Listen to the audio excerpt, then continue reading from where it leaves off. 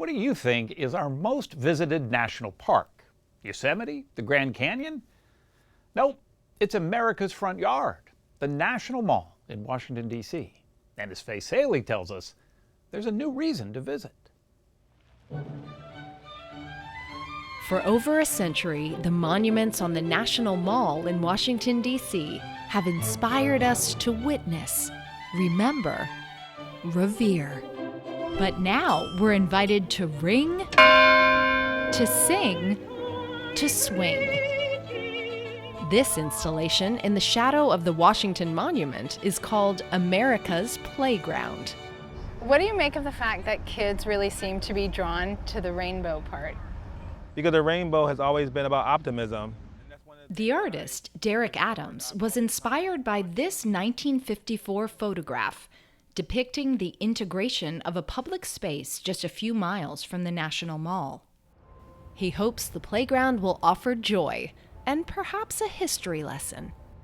Maybe their parents might say to them, kids like you cannot play with kids that are right here legally. And this is something that should have never existed, but it did.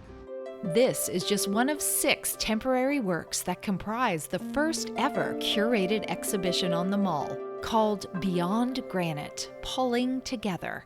It asks the question, what stories remain untold on the National Mall? Look down and see a global map by Tiffany Chung that traces the routes of refugees from the Vietnam War. Listen and be filled with the Sean T. Crawley's memorial, recognizing the lives of Black church musicians who died of AIDS. Our history is not just behind museum glass or on a pedestal, it's living with us. Paul Farber and Salamisha Tillett are the co-curators and worked alongside the National Park Service and the Trust for the National Mall.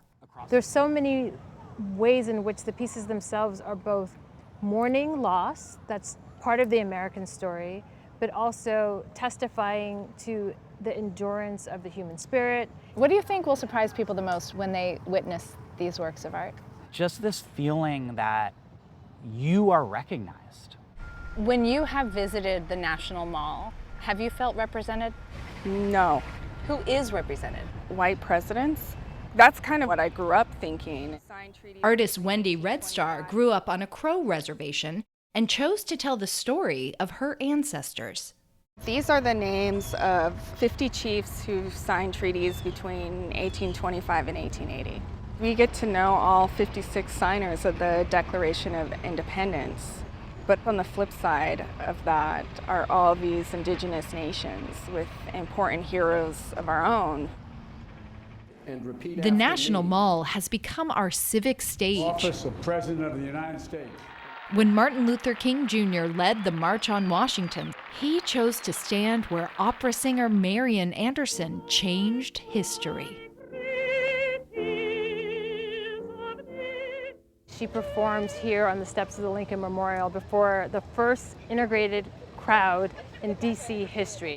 Artist Vanessa German spent months recreating that moment. We can see ourselves as part of the crowd that witnessed that historic performance.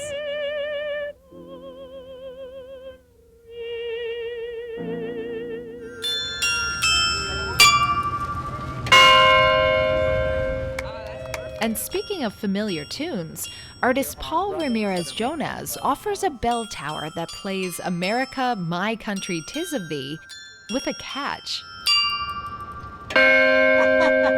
It ends one note short, and that one doesn't play unless you, a member of the public, play it. What better gallery for art that is of the people, by the people, and for the people? None of these monuments, none of these ideas are alive. They're only alive when we embody them and participate. This song is not a song until someone plays the last note. Democracy is not democracy unless everybody votes. It's really to each one of us to participate and be a part of this.